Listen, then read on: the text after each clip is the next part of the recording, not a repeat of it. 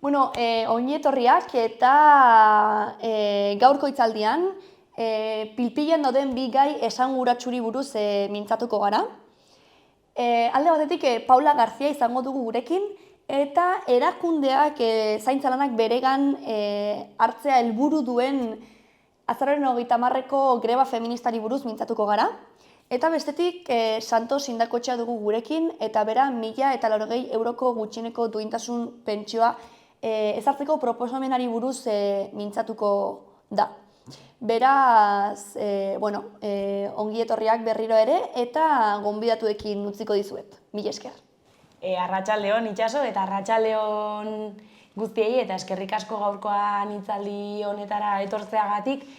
Bai azpimarratu nahiko genukela elkarrizketa hau Nafarroako pentsionisten mugimendua eta beste Nafarroako eragile sozio-sindikal batzuek martxan jarritako ahora 1.080 orain herri ekimenaren testuinguruan kokatzen dela eta nahi genizkion ere eskerrak Xaloa telebistari hitzaldi hau emateko aukera emateagatik. Igual herri ekimen hontaz hitz egiteko hitza Santosi emango diot. Bai, azken urte hauetan Euskal Herriko pentsiodunen mugimenduak daramatza nik uste dut 5 urte o 6 urte aldarrikatzen beharrezko 1.080 euroko gutxieneko pentsioa. Bere garaian, aurten udaberrian, Nafarroako autoeskundea zirela eta geratu ginen pixka bat hango kanpainaretik atzera. Orduan, haiek ari dira, haiek ja egin dute beraien parlamentuan konparezentzia eta dena, alderdiekin harremanak izan dituzte, eta gu pixka bat gabiltza atzeratuagoak. Orduan, esan genuen, utziko ditugu hauteskundea pasatu arte, eta hauteskundea pasatzen direnean, bai ala bai, gai honekin heldu behar dugu serio Nafarroatik. Azken finean, bi administrazioa dira, nahiz izan Euskal Herrikoak biak, baina bi administrazioa dira, eta aldarrikapen hau joan behar da administrazio. Horrengatik, pensionisten mugimendua seginen pixka bat ikusten zer egin dezakegu gai honekin. Eta azkenean, erabaki genuen, bilera batera deitzea hainbeste eragile sozialari, beraien iritzia jakiteko jadenon artean zerbait egin genezaken gai honen inguruan. Eta lehen bilera egin genuen ekainaren 21 uste dut, azaldu ziren eragile asko, uste dut izan zirela 5 sindikatu, 4 elkarte pensio dunenak, eta gero gazteak ere bai, feministak ere bai, eta orduan esan ginen, hau da idea, denok onartu zuten idea, eta hasi ginen lanean. Eta hor sortu genuen, orain deitzen dena, ahora 1.080 orain. Hori zen herri ekimena bat, etorren inguruan gabiltza pixka bat, asmo hauek aurrera eraman nahian. Eta hortan gaude. Gero, hortik aurrera ere azaldu behar da pixka bat zergatik, momentu honetan 1.080 euroko eskakizuna hau edo erreklamazio hau. Da egia da, pixka bat kokatzeko ikusi behar dela nola daude Nafarroan pentsionisten kontua, nola baiteza. Jende asko esaten du, pensionistak asko irabazten dugula eta oso ongi bizi garela. Eta hori gezurra da. Batzuk posible da hori izatea olakoa, baina gehiengoak ez da gutxiagorik ere. Datu batzuk emango ditut eta badakit jendea datuekin igual nekatu egiten dela, baina beharrezkoa dira kontuan hartzea. Alde batetik, momentu honetan Nafarroan ahuztuko datu eta zariko naiz, 130.000 pentsionista gaude. Horietatik, 22.000 dira gutxieneko pentsioak kobratzen dutenak. Eta hori da, gizarte segurantzak ordaintzen dizkiet hilabetean 750 euro. Horiek dira gutxienekoak. Eta hortan, gehiengoa nola ez, zoritxarrez, dira emakumeak. 75 horietakoak dira emakumezkoak. Hasi garaia, pensioen arrakalaren genero ikuspuntu hori ikusten, ez? Gero beste datu batzuekin gehiago areagotzen joango da. Orduan, 22.000 pertsona horiek, 23.000 pertsona horiek dira gutxiengo pentsioak kobratzen dutenak. Hortez kanpo, badaude 51.000 persona, 1.080 eurora kobratzera ailegatzen ez direnak. Eta hemen ere, 76 emakumezkoak dira, eta besteak gizonezkoak. Berriro jarraitzen dugu, genero arrakala pensioetan nabaria izaten, ez? Orduan, zera. Gero badago, kuriosidade modura, Nafarroan badaude 8.500 persona, 3.000 eurotik gora kobratzen dutenak. Suposatuko duzu hemen ere genero arrakala oso argia dela. 82ak kobratzen dute dirutza hori, 3.000 eurotik gora, eta beste 18ak emakumezkoak kobratzen dute gutxiago. Orduan, nik uste dut direla datu adierazgarriak, eta datu horiekin esan daiteke gure aldarrikapen nagusian ez da bakarrik pentsio kontua, baizik pentsioa gehi generoa, ez? Da hor kokatzen ditugu bi gai horiek horren inguruan gabiltza. Horrengatik deitu dugu manifestazio bat azaroaren 11-arako, eta ari gara, nolabait, jendartea sensibilizatu nahian gai honekin, pentsatzen dugulakoz gai hau ez dela bakarrik pensionistei zuzendua, baizik jendarte guztiari dagoelakoz zuzendua eta jendarte guztiak erantzun behar duelakoz. Orduan hor gabiltza, eta ari gara sinadora jasotzen, mozioen aukera ere mahai gainean daukagu, oraindik ez dugu martxan jarri, baina beste aukera bat bezala hor dago. Orduan, ikusiko dugu pixka bat, nola datozen gauza, baina oso importantea, azaroaren 11, arratsaldeko 5:00, Baluartetik aterata egingo den manifestazio jendetsu hori.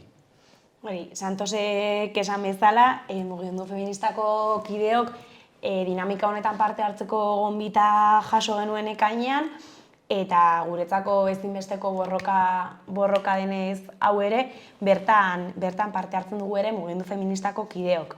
Igual Santosek bota duen genero arrakalatik tiraka, aprobetxatuko dundik ere, azaroaren 30-ean mugimendu feministak deitutako greba kokatzeko. Santosek esan duen bezala, 1.080 euro baino gutxiago kobratzen duten pentsionisten artean, 175 emakumezkoa da. Eta honen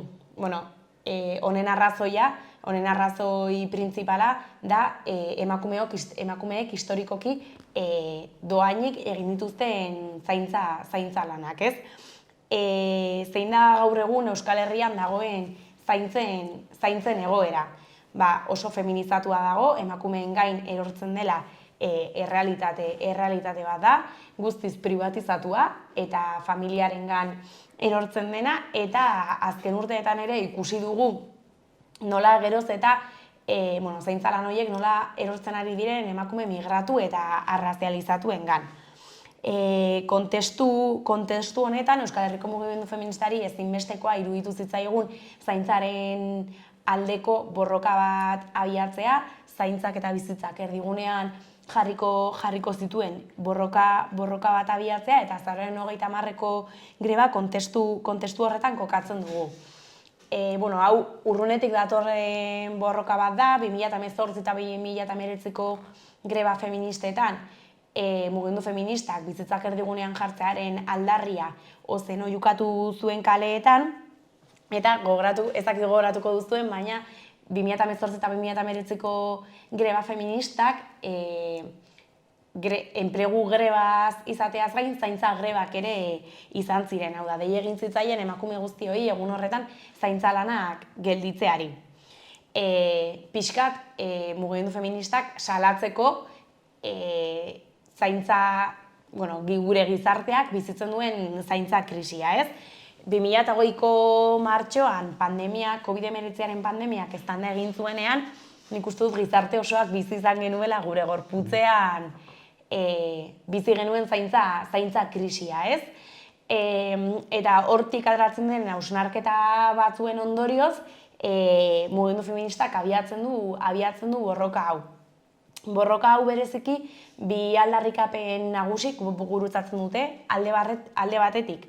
Zaintza eskubide kolektiboaren aldeko greba bat izango da, eta zertaz ari gara zaintza eskubideaz ari garenean.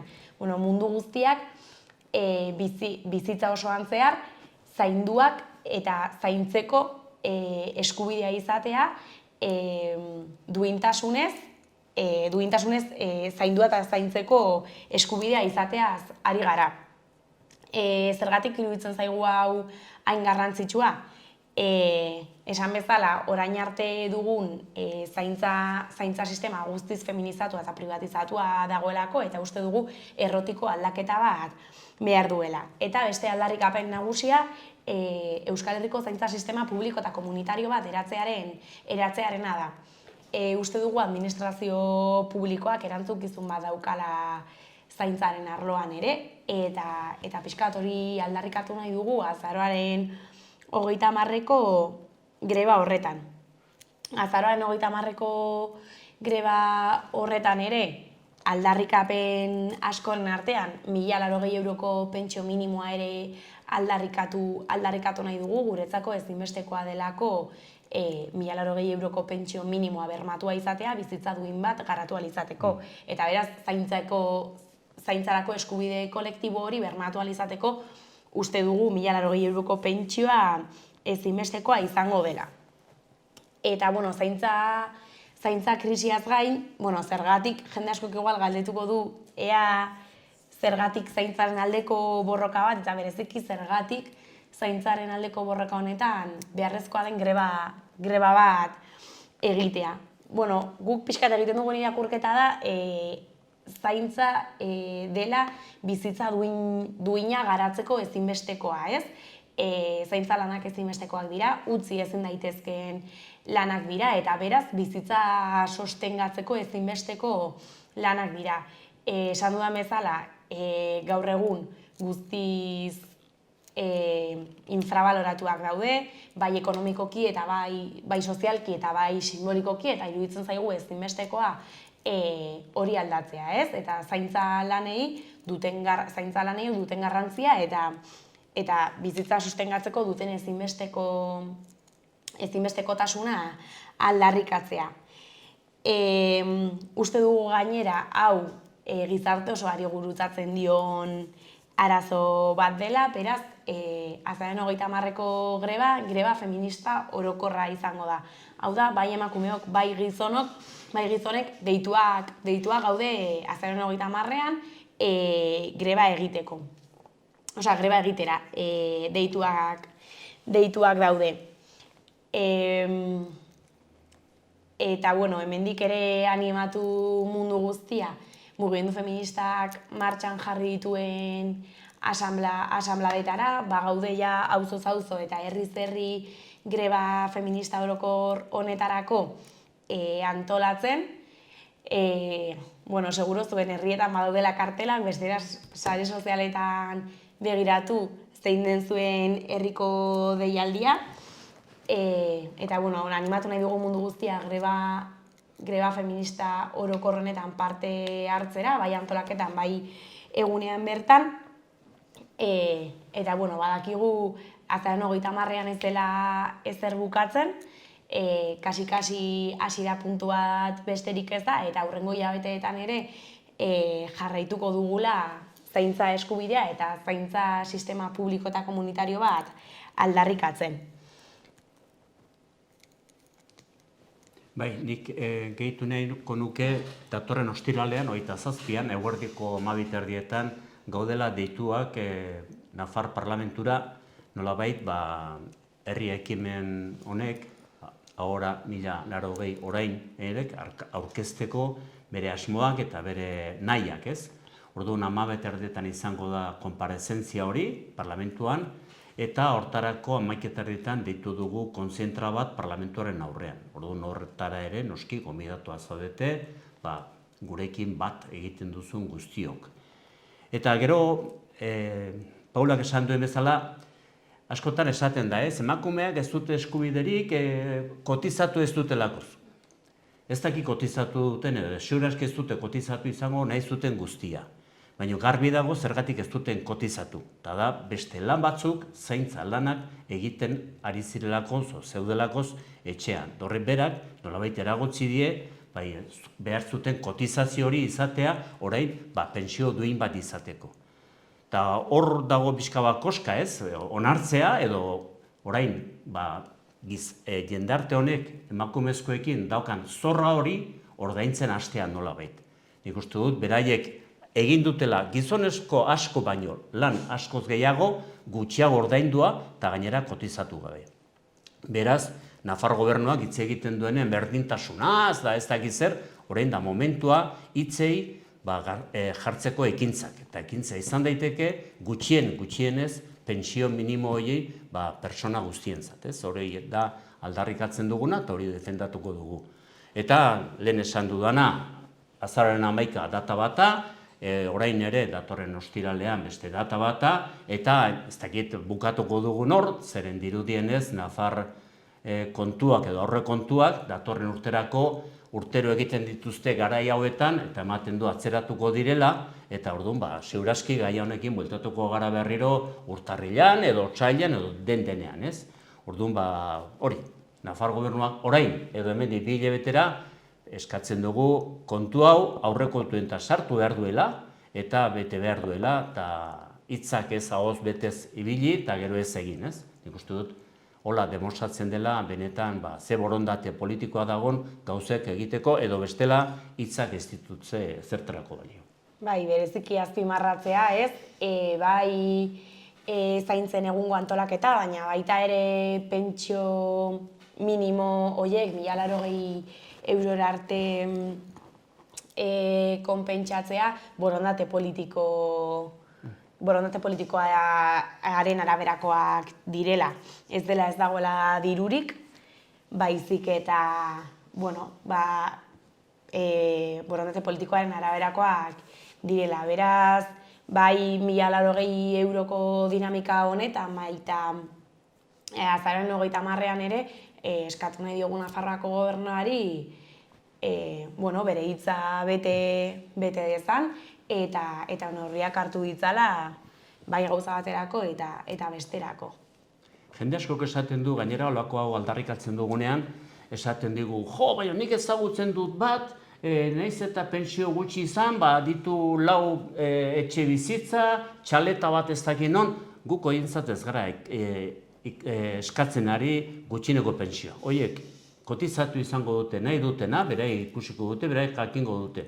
Baina hemen, nola eoala, baldintza ekonomiko ona baditu, guk ez dugu horrentzat eskatuko gutxieneko pentsioa. Hori ere, Nafar gobernuak datu guzti horiek oso ongi ezagutzen ditu, eta datuekin mahai gainean ikusi daiteke ze beharra dauden eta zenbat ze kostea izan dezaken olako reklamazio batek edo eskaera batek. Orduan, Nafar gobernua eskatzen dioguna da, goazen esertzea, zuek atera datuak eta ikusiko dugu. Zeren kalkulo bat egiterako zenbat kosta daiteken olako aldarrikapena bat, egia esan ez da bat erarreza. Guk ez dakigu, nahiz eta jakin, pentsio kopuruak, pentsio edo pentsionista kopuruak zeintzu diren tramo bakoitzean, oso zaila egiten da, zenbate kobratzen duen 800, zenbate kobratzen duen 900, eta zenbate kobratzen duen 1000, ez? Orduan, kalkuluak egiteko ezinezkoa da, egiten ditugu, baina oso aleatoriak dira datu horiek. Orduan, Nafar gobernuari esan du, goazen esertzea. Arazoa hau da, arazoa badakite gainera zein den. Arazoari aurre egiteko garaia da. Orduan, goazen esertzea, goazen hitz egitea, eta guk ez dugu eskatzen hori, orain suposatzen du 60 milioi eta hori mahai gainean jarri behar duzu. Ez, poliki. Baina borondate politikoa dirazi behar dute. Bai, beraz, esandakoa, animatzen dugula mundu guztia bai azaroaren 11an, bai azaroaren 30ean mobilizatzera, pentsio duin batzuen alde eta baita zaintza eskubide kolektiboaren alde. Eta bukatzen joateagatik. Nik aipamen txiki bat egin nahiko nuke eta ari gara pentsioetaz. Baina badago beste egoera bat, eta da errenta bermatua edo deitzen dena, renta garantizada edo delako hori, eta Nafarroan ere badaude olako personak. Eta konkretuki azken datuek diote 16.000 familia badaudela Nafarroan, 16 familioetatik 37.000 persona osatzen dutenak, 716 euro kobratzen ari direnak. Orduan, hori ere da, norbaitek defendatzen badu, diru horiekin bizitza duin bat izan daitekela, mesedez, hasi daila kobratzen, eta egin zela ariketa hori, ja, posible den diru horrekin bizitza duin bat izatea. Orduan, eskatzen dugu horre ere, kontuan izatea egoera horri, eta nola aurre egitea. Nafar gobernuak ematen du diru zongi da behiela, zen pasaden astean esan zuen impuesto batzuk jetxi behar dituela. Bale, inork eskatzen ez dituen gauzak ematen du Nafar gobernuak egin behar dituela, eta gero olako zerari aurre egiteko ez duela dirurik aipatzen du. Orduan, nik uste dut dirua badagoela, dirua ongi banatu behar da, eta hor dago gakoa. Hori egiten ez dugun bitartean, olako desberdintasunak egongo dira, eta hori gaurko jendarte moderno batek, demokratiko batek ezin ditu onartu. Bai, eta beraz, esandakoa, aurrengo hilabeteetan bizitza duinen aldeko bizita oso garrantzitsu izango ditugula, eta hori eskerrik asko berriz ere gaurkoan gerturatu zareten guztioi, eta Xaloa telebistari espazio hau eskaintzagatik. Nik ere bat egiten dut Paularekin. Ez dakit, zeban 1080? 1080, begira, Europar zerak egiten ditu kalkulo batzuk bizitza duina bat izateko zenbat kobratu beharko luken persona bakoitzak pensioetatik.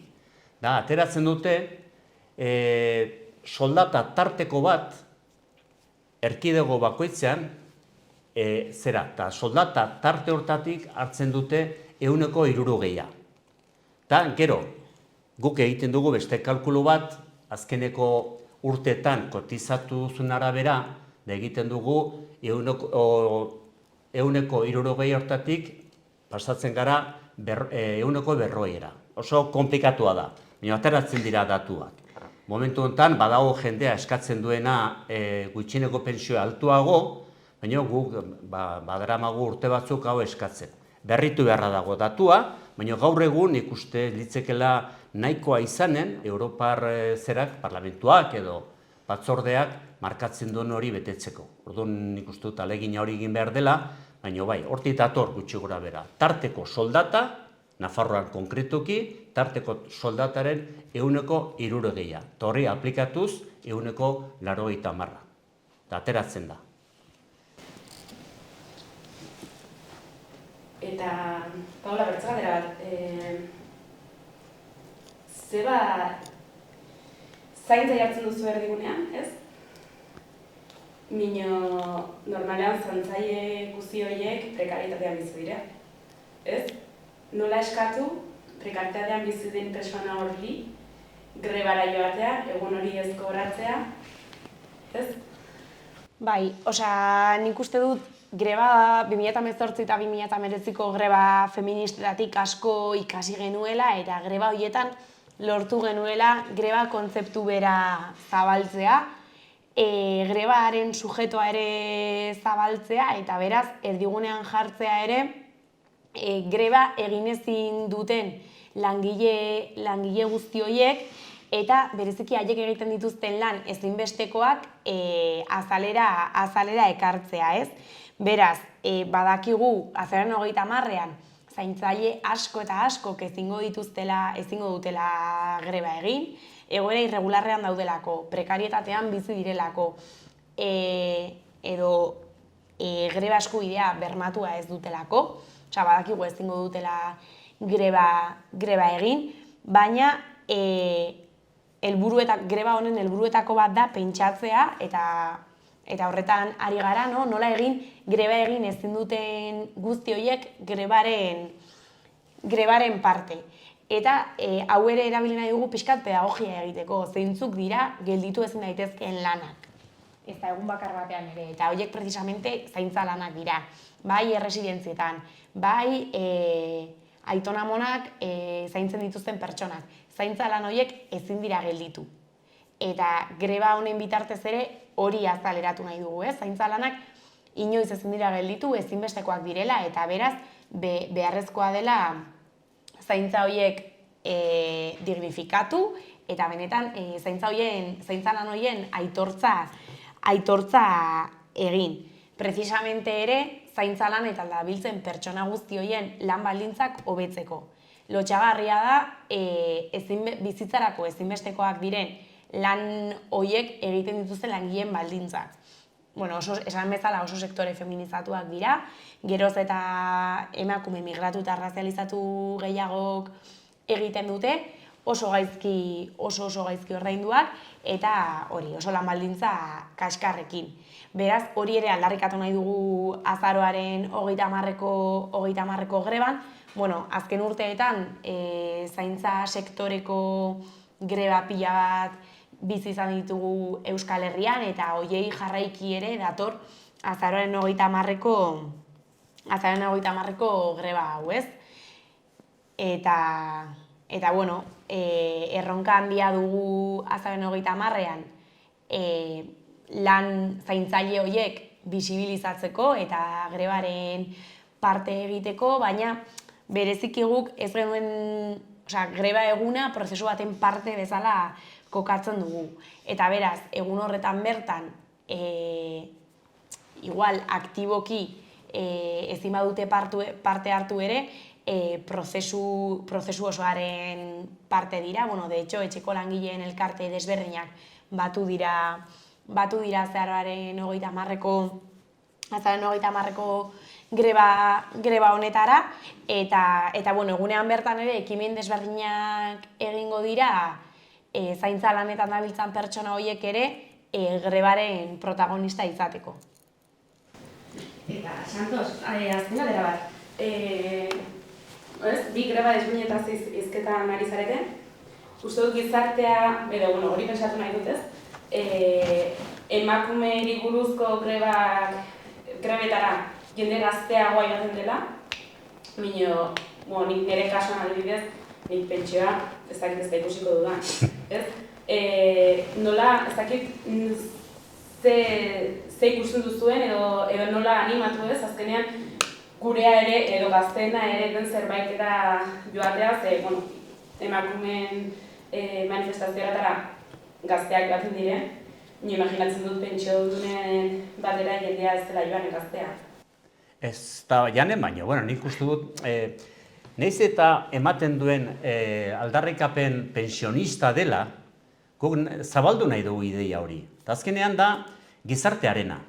Eta denok dugu etxean persona bat adinekoa, gutxi kotizatu duela, aukerarik izan ez duena, eta hori mereziko lukena. Gu gaude pentsatzen persona horrekin bat egin behar dutela, ez bakarrik 70 edo 80 urteko persone, baizik beste personek ere, eta ez dut esango elkartasunez, baizik onartuz, hau ezin da. Hau injustizia bata, eta injustiziaren aurrean zerbait egin behar dut, zerbait aportatu behar dut, eta implikatu behar naiz. Gure asmoa horri da, hortan zeratzea.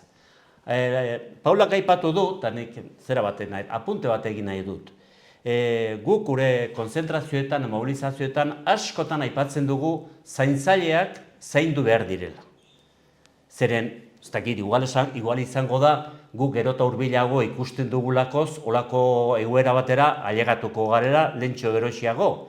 Baina guretzat oso importantea da, zaintzaileak bizi baldintza egoki batzuk izatea, eta nahikoak izatea. Eta orain ez dakit momentu honetan ja konbenioa sinatua dagoen, uste dut oraindik ez dagoela sinatua, eta bere garaian egin genituen parte hartu genuen zaintzaileen mobilizazioetan, manifestazioetan eta zer.